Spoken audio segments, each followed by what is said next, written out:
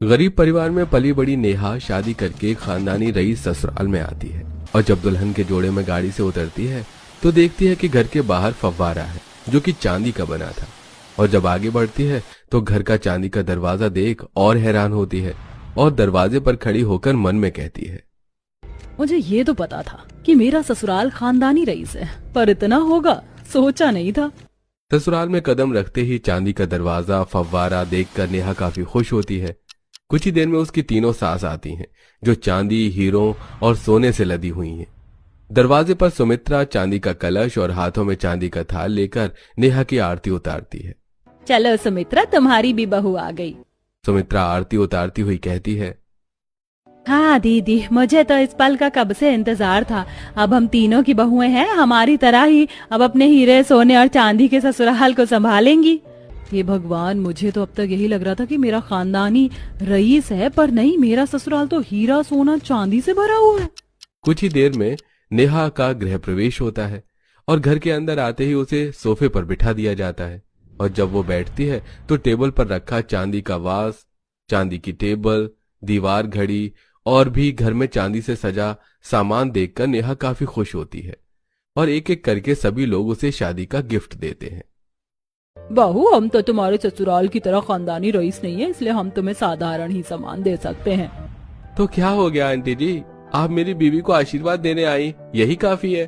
बहू, ये मेरी तरफ से तुम्हारे लिए डायमंड का हार, कल तुम हंसते हुए हारी पहली रसोई है। पहली रसोई इतनी अच्छे से करना कि मैं तुम्हें डायमंड का 9 लाख का हार दे सकूं। और बहू, मेरी तरफ से ये तुम्हारे लिए सोने के रजवाड़ी कड़े। इस तरह नेहा को तोहफा देकर पड़ोसन चली जाती है। कुछ देर में सरिता और आरती भी नेहा को गिफ्ट देती हैं और सुमित्रा के कहने पर नेहा एक एक करके सभी के गिफ्ट खोलती है। और जब वो अपनी जेठानी के गिफ्ट खोलती है तो उसमें साधारण सी साड़ी और मेकअप प्रोडक्ट निकलता है। सरिता बहू, हम क्या इतने गरीब हैं जो तूने अपनी देवरानी को ये सस्ती सी साड़ी दे दी? और बहू, तूने क्या सोचकर ये मेकअप प्रोडक्ट दिया? तू क्या नई बहू के सामने हमारी नाक कटवाना चाहती है? ऐसा नहीं है माँ जी, हमने तो हमारी देवरानी को बड़े प्यार से ये तोहफा दिया है। तोहफा सस्ता हो या महंगा, देने वाले का दिल देखा जाता है और हम जानते थे हमारी देवरानी को उसकी तीनों सास हीरा, सोना, चांदी से भर देंगी, इसलिए हमने उसे कुछ अलग दिया।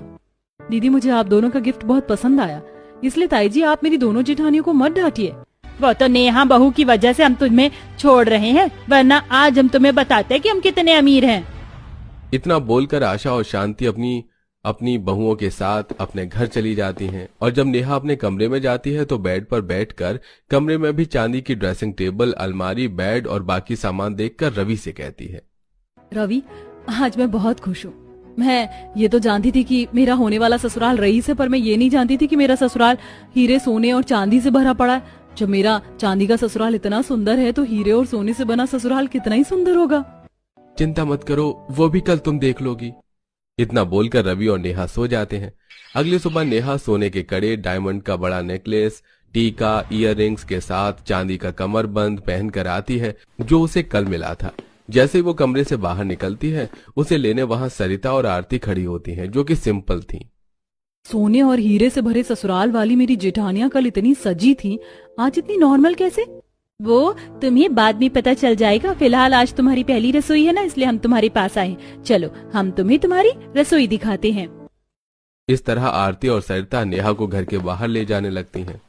रसोई तो घर में होती है ना, फिर आप मुझे बाहर क्यों ले जा रही हैं? वो इसलिए नेहा, क्योंकि हमारा जॉइंट परिवार है, पर घर सबके अलग है, लेकिन रसोई अलग नहीं, क्योंकि यही रसोई हमें जोड़ कर रखती है। कुछ देर में नेहा घर के बाहर की रसोई में जाती है जो अंदर से काफी बड़ी और सुंदर थी और वहां भी सोने चांदी की प्लेट, गिलास और भी बर्तन रखे होते हैं और वहीं फल और सब्जी रखने के लिए हीरे की टोकरी बनी होती है। ये क्या, रसोई की बर्तन और काफी सारी चीज सोने और हीरो की बनी है? कहीं ऐसा तो नहीं खाना बनाने वाला बर्तन भी सोने और चांदी का है? नहीं नेहा, ये सब तो सिर्फ शो के लिए है, खाना बनाने के लिए तो स्टील के बर्तन है। चलो हम तुम्हारी मदद करते हैं। अब नेहा अपनी दोनों जेठानी की मदद से अपनी पहली रसोई का खाना बनाती है। सब कुछ हो गया, अब आप मुझे बताइए पूरा परिवार कहाँ बैठकर खाता है? सब अपने अपने घर में खाते हैं और इसके लिए पहले तुम्हें खाना लेकर मेरे घर चलना पड़ेगा, यानी कि अपने हीरो से बने ससुराल में। तीनों देवरानी जेठानी खाना लेकर हीरो के घर जाती हैं, जहां एक ने पूरी का टोकरा पकड़ा था, एक ने मटर पनीर की सब्जी का भगोना और एक ने हलवे का भगोना। और सरिता के घर में डाइनिंग टेबल पर रखा सामान हीरों का बना होता है, तो वहीं डेकोरेशन वाली सारी चीज हीरों की होती है और दरवाजे पर भी हीरों के डिजाइन होते हैं जो काफी सुंदर लग रहे थे। फिर हीरे वाले सास ससुर और जेठ सभी खाना खाते हैं। बहू, खाना तुमने बहुत अच्छा बनाया है। वादे के अनुसार मुझे तुम्हारा खाना बहुत पसंद आया, इसलिए मैं तुम्हें 9 लखा हार दे रही हूँ जो कि हीरो से बना है। आशा हीरों से बना 9 लखा हार नेहा को दे देती है और फिर वहां से तीनों बहुएं खाना लेकर शांति के सोने वाले घर जाती हैं, जहां सास ससुर जेठ सब खाना खाते हैं। खाने की खुशबू तो बहुत अच्छी आ रही है। बेटा, खाने की खुशबू ही अच्छी नहीं है बल्कि हमारी तीसरी बहू भी बहुत अच्छी है और उसने खाना भी बहुत अच्छा बनाया है। मेरी तरफ से सोने के 4 झुमका सेट तेरे लिए। इतना सब कुछ देखकर नेहा की खुशी का ठिकाना नहीं रहता। इसी तरह अच्छे से नेहा की पहली रसोई होती है और इसी तरह कुछ दिन बीत जाते हैं और तीनों बहुएं साथ में मिलकर किचन में खाना बना रही थी। दीदी, मुझे तो सोना चांदी हीरा तीनों ही चीज बहुत पसंद है, इतना कि मैं तो सोना चांदी हीरा पहन के भी सो सकती हूँ। सोना चांदी हीरा देखकर अभी तो तुम खुश हो रही हो, बाद में परेशानी होगी तुम्हें। आरती की बात को सुनकर नेहा सोच में पड़ जाती है। इस तरह नेहा की शादी को 21 दिन हो जाते हैं और क्योंकि नेहा की अभी नई नई शादी हुई थी, इसलिए एक दिन जब पूरा परिवार गार्डन में बैठकर चाय पी रहा होता है तो नेहा की तीनों सास उससे कहती हैं, बहू, तुम्हारी शादी को 21 दिन हो गए। 21 दिन बाद हमारे कुल देवता की पूजा के लिए नवविवाहित जोड़ा कुल देवी के मंदिर जाता है। कल जल्दी से तैयार हो जाना, हमें मंदिर जाना है। अपनी तीनों सास की बात को सुनकर नेहा काफी एक्साइटेड हो जाती है और अगले दिन नेहा काफी सारे चांदी के गहने पहनकर तैयार होकर अपने पूरे परिवार के साथ कुल देवी के मंदिर जाती है। बहू, हमेशा ऐसे ही बन के रहना। अच्छा बहू, अब बस 100 सीढ़ियां हैं, ऊपर चढ़कर छोटी सी पूजा करनी है, फिर घर जाकर हवन होगा, ठीक है? दीदी, बेचारी नेहा का भी वही हाल होने वाला है जो हमारा हुआ था। भगवान, बस उसे सब सहने की शक्ति देना। बिना कुछ बोले नेहा अपने परिवार के साथ वो 100 सीढ़ियां चढ़ती है, जिस वजह से उसे काफी थकान और पसीना आ जाता है और खुजली होने लगती है। कुछ देर में नेहा अपने पूरे परिवार के साथ घर जाती है, जहां गार्डन में हवन करने के लिए मंडप लगा था जो कि ऊपर से खुला हुआ था। लोगों के लिए कुर्सियां रखी थी जो कि पेड़ों की छांव में थी। थोड़ी सजावट भी हुई थी, जिसके बाद घर के बाहर वो हवन में रवि के साथ बैठती है। वहीं सब परिवार कुर्सियों पर, वहीं हवन की आग की वजह से नेहा के गहने गर्म हो जाते हैं और नेहा को दर्द के साथ जलन होती है। रवि जी, हवन की वजह से ये गहने मुझे बहुत परेशान कर रहे हैं, सब कुछ तप रहा है। नेहा, बस कुछ देर और। रवि के कहने पर नेहा सारी जलन बर्दाश्त करती है और हवन खत्म होते ही कमरे में जाकर सब उतारकर खुद को शीशे में देखने लगती है। उसके पूरे शरीर में लाल दाने और निशान हो चुके थे। अब समझ में आया क्यों मेरी जेठानियों ने मुंह दिखाई में मुझे इतनी हल्की साड़ी और मेकअप दिया। अब मैं भी अपनी जेठानियों की तरह सिंपल रहूंगी। अब नेहा भी अपनी दोनों जेठानियों की तरह हल्की साड़ी पहनकर तैयार होती है। कुछ देर बाद जब वो तैयार होकर बाहर जाती है, तब पूरा परिवार नेहा को इतना सिंपल देखकर उस पर नाराज होने लगता है। बहू, तुम्हें आए अभी 2 महीने भी नहीं हुए और तुमने अपनी जेठानियों के तौर तरीके अपना लिए। माँ जी, ज्यादा गहने पहनने की वजह से एक बार मेरी हालत तो देखिए। बहू, ये बस कुछ दिन की परेशानी है। हम भी तो पिछले 25 सालों से गहने पहनकर घूम रही हैं, हमें तो कुछ नहीं हुआ। आजकल की बहुओं को पता नहीं क्या हो गया है। जाओ अभी जाकर सारे गहने पहनो। तीनों सास की डांट खाकर रोती हुई नेहा कमरे में जाती है और सारे गहने पहनती है। इसी तरह कुछ दिन बीत जाते हैं और गहने पहनकर खाना बनाने की वजह से और काम करने की वजह से उसकी तबीयत खराब होने लगती है। उसके शरीर के रैशेस बढ़ने लगते हैं। इसीलिए रवि नेहा को डॉक्टर के पास ले जाता है। माना कि आप लोग रईस हैं, पर अभी के समय पर कौन इतना गहना पहनता है? माफ करना डॉक्टर साहब, पर मेरे सबसे बड़े पापा हीरों का काम करते हैं।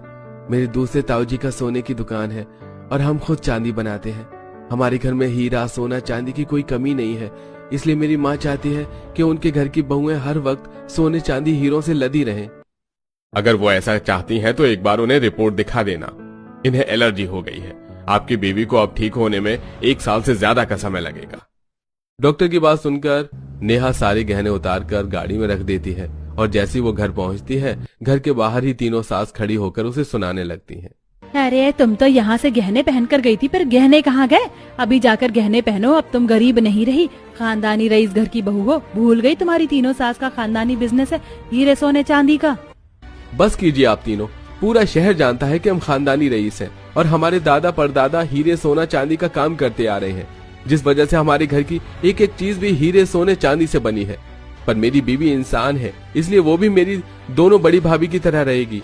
भाभी, आप दोनों ने उस दिन बिल्कुल सही फैसला लिया, और अगर आप तीनों को मेरी दोनों भाभी और बीवी से इतनी प्रॉब्लम है कि वो इतने साधारण क्यों बनकर रहती है, तो हम यहाँ से चले जाएंगे, क्योंकि अब हमें दिखावे की जिंदगी नहीं बल्कि साधारण जिंदगी जीनी है।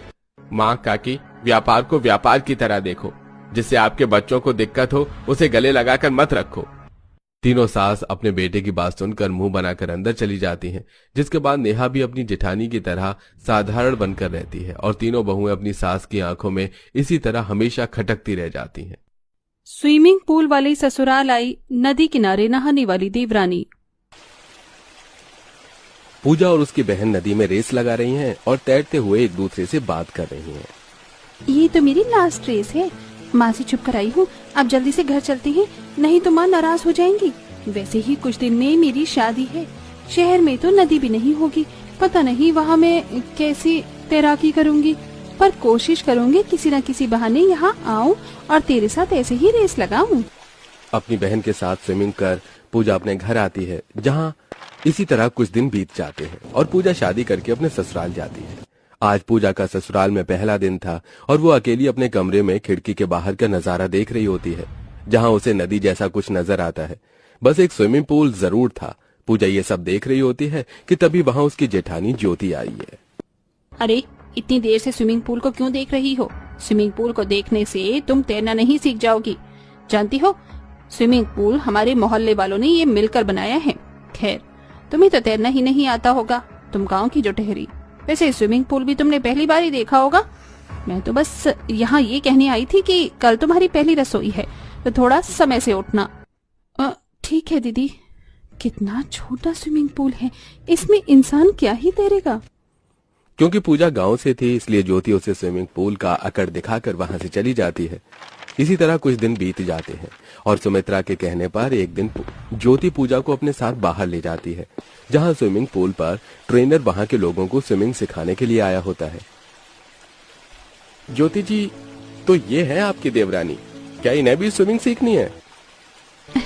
अरे नहीं नहीं ट्रेनर सर, ये तो गांव की है, इसे तो पानी देखकर भी डर लगता होगा, आपको सिर्फ मुझे ही तैरना सिखाना है।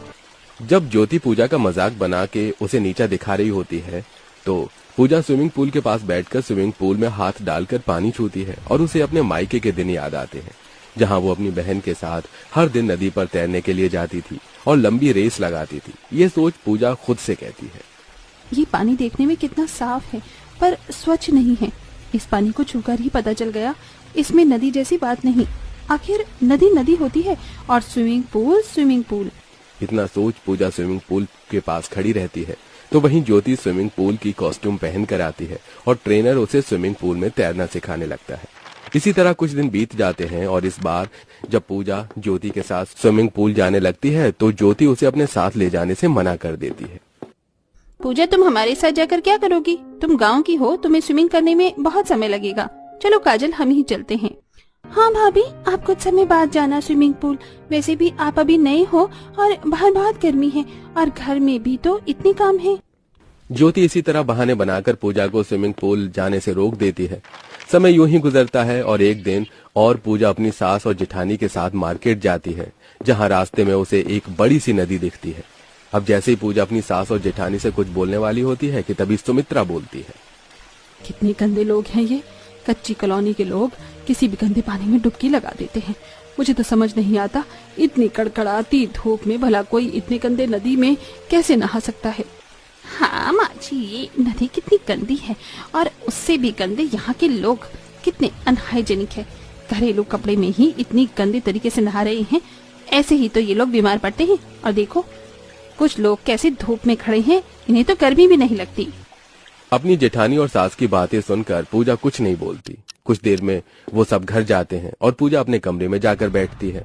उस दिन पूजा का नदी में नहाने का दिल करता है और उसे अपने मायके की याद आती है, जहां वो खाना बना रही थी।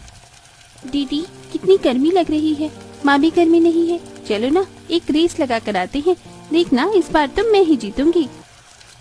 चल एक बार फिर तुझे हरा कर तेरा घमंड तोड़ती हूँ।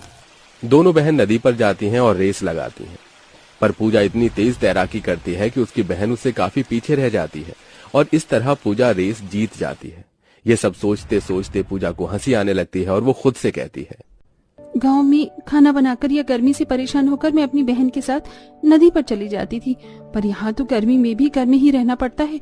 कितनी मुश्किल से यहाँ एक नदी अच्छी है, पर मेरी सास और जिठानी कितनी हाइजीनिक बनते फिर रही हैं। अगर इन्हें बताया तो ये मुझे उस नदी पर कभी नहीं जाने देंगी। और यहाँ का स्विमिंग पूल इतना छोटा है कि 2 सेकंड नहीं लगेगा मुझे इस स्विमिंग पूल को पार करने में, इसलिए अब मैं घर वालों से छुप कर जाऊंगी। पूजा खुद को रोक नहीं पाती और अगले दिन बाजार जाने के बहाने उसी नदी के पास जाती है और सामान लेने से पहले अपने साथ लाई ठेले में से साड़ी बदलकर सूट पहन लेती है और नदी में तैरने लगती है। अरे बेटा तुम तो बहुत अच्छा तैरती हो, हमें भी सिखाओ ना, कहाँ से सीखी? आंटी मैं गांव से हूँ और गांव में तो जगह जगह नदियाँ होती हैं, मैं तो अपनी बहन के साथ रोज रेस लगाती थी। गांव की तो बात ही कुछ और होती है बेटा। पूजा कुछ देर नदी में तैरकर उसी आंटी के घर में कपड़े बदलकर सब्जी लेकर घर आती है और इसी तरह अब वो आए दिन घर वालों की नजरों से छुपकर नदी पर जाती और तैरकर घर आ जाती है। ऐसे ही एक दिन जब शाम के वक्त पूजा बहाने बनाकर बाहर जाती है तो सुमित्रा वजन तोलने वाली मशीन पर खड़ी होकर बहू से कहती है, अरे बहू देखना मेरा वजन कितना बढ़ गया है, मैंने सोच लिया है अब से मैं रोज शाम को इवनिंग वॉक पर जाऊंगी। माँ जी आपको अकेले जाने की जरूरत नहीं है, मैं भी चलती हूँ, वैसे भी शाम को थोड़ा टहलना अच्छा होता है। माँ आप सब कहीं ना कहीं चले जाती हो, छोटी भाभी भी आए दिन कहीं ना कहीं बाहर चली जाती हैं और 1-2 घंटे बाद आती हैं। अगर मेरा कॉलेज ना होता तो मैं भी इवनिंग वॉक पर आपके साथ चलती, वैसे भी इतनी गर्मी है, शाम के टाइम तो थोड़ी ठंडी हवा खाना बनता ही है। कोई बात नहीं काजल, जिस दिन तुम्हारी छुट्टी हो उस दिन चल देना। फिलहाल अभी तो तुम अपनी दोस्त के घर पर जा रही हो ना, तो तुम वहीं जाओ, मैं और माँ जी जा रहे हैं अभी तो। इस तरह उस दिन सुमित्रा और ज्योति इवनिंग वॉक के लिए निकल जाती हैं। कुछ दूर जाने पर उनकी नजर नदी में एक औरत पर पड़ती है जो काफी अच्छा तैर रही होती है। माँ जी वो देखो, वो लड़की कितना अच्छा तैर रही है ना, बस इसी तरह से मैं भी जल्दी से तैरना सीख जाऊँ। ज्योति उस औरत की तारीफ कर ही रही थी कि तभी ज्योति और सुमित्रा उस औरत का चेहरा देखती है। अब जैसे ही पूजा अपनी रेस पूरी करके नदी से बाहर आती है, दोनों सास बहू पूजा के पास जाते हैं।